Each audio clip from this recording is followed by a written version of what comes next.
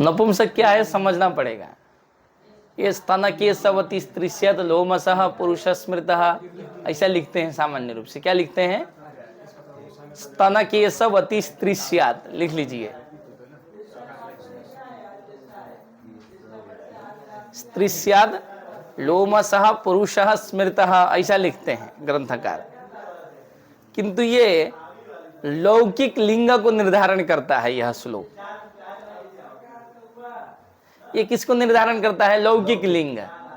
ठीक है, जैसे मान लीजिए कोई नारी है, उसके स्तन और केस हैं, तो आपने उसको क्या बोल दिया? स्त्री बोल दिया। ठीक है, आपकी दाढ़ी वाड़ी है, ठीक है, थोड़ा सा हाथ में क्या है? बाल है, तो आपने क्या बोल दिया कि ये पुरुष है।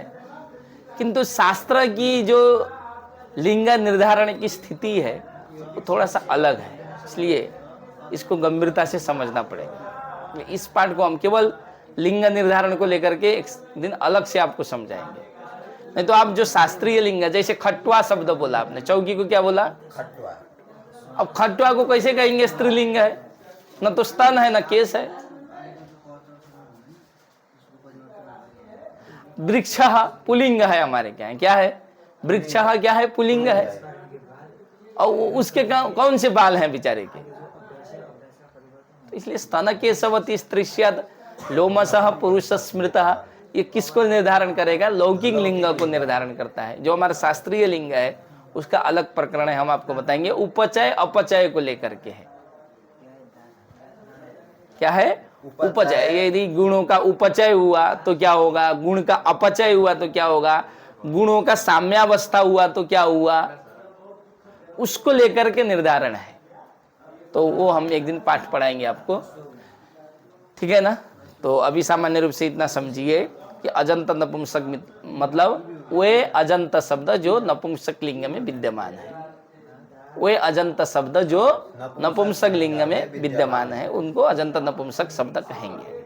ठीक है, इसके पहले आपने क्या अध्ययन किया? अजंत पुल्लिंग, अजंत स्त्रीलिंग। अजंत पुल्लिंग मतलब वे अजंत शब्द जो पुल्लिंग में विद्यमान है, मतलब किसी पुरुष को बताते हैं, पुंस्तो को बताते हैं, पुरुष को नहीं, जो पुंस्तो को बताते हैं। वे अजंत शब्द जो स्त्रीत्व को बताते हैं, वे क्या हो गए? स्त्रीलिंग। वे अजंत शब्द जो नपुंसक को बताते हैं, वे क्या होंगे? नपुंसक। ठीक। सर्वप्रथम सूत्र क्या है? अतुम। अतुम का क्या अर्थ है? अतुम में दो पद हैं। अतुम में क्या है? दो पद है। कौन कौन? अतः अम, अतः इति। तो हमारा तो फेवरेट है ना, अर्थ तो चाहिए ना, बिना अर्थ का कैसे सूत्र लगाएंगे? अतः इति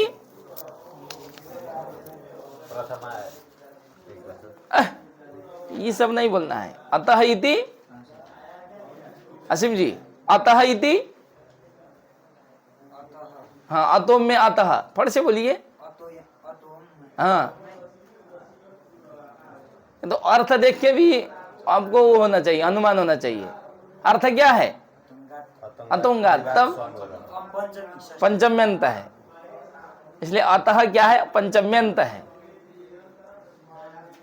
तो क्या होगा? अदंत से।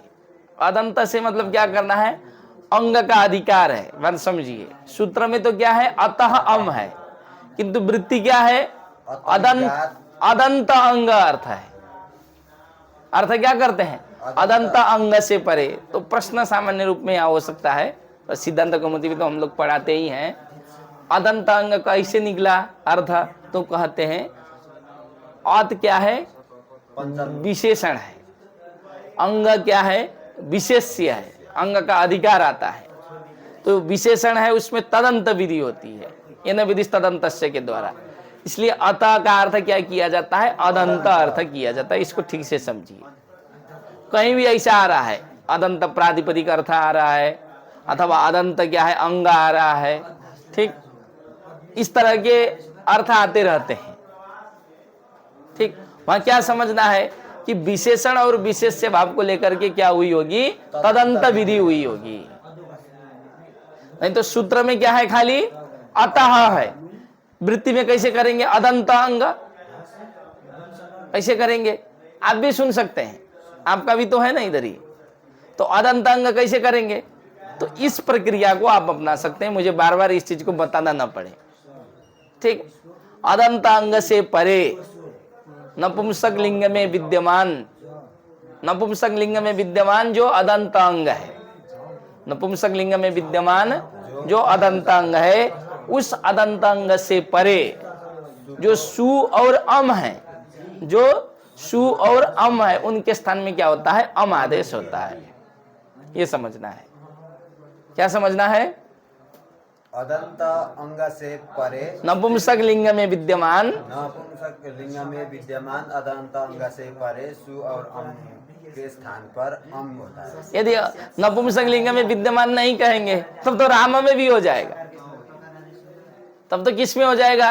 राम में भी हो जाएगा। क्यों?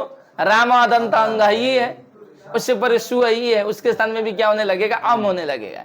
इसलिए आपको क्या कहना पड़ा? नपुंसक लिंग में विद्यमान जो अदंत अंग है, उस अदंत अंग से परे जो सु और अम है, उस सु और अम के स्थान में आपको क्या करना है? अम करना है।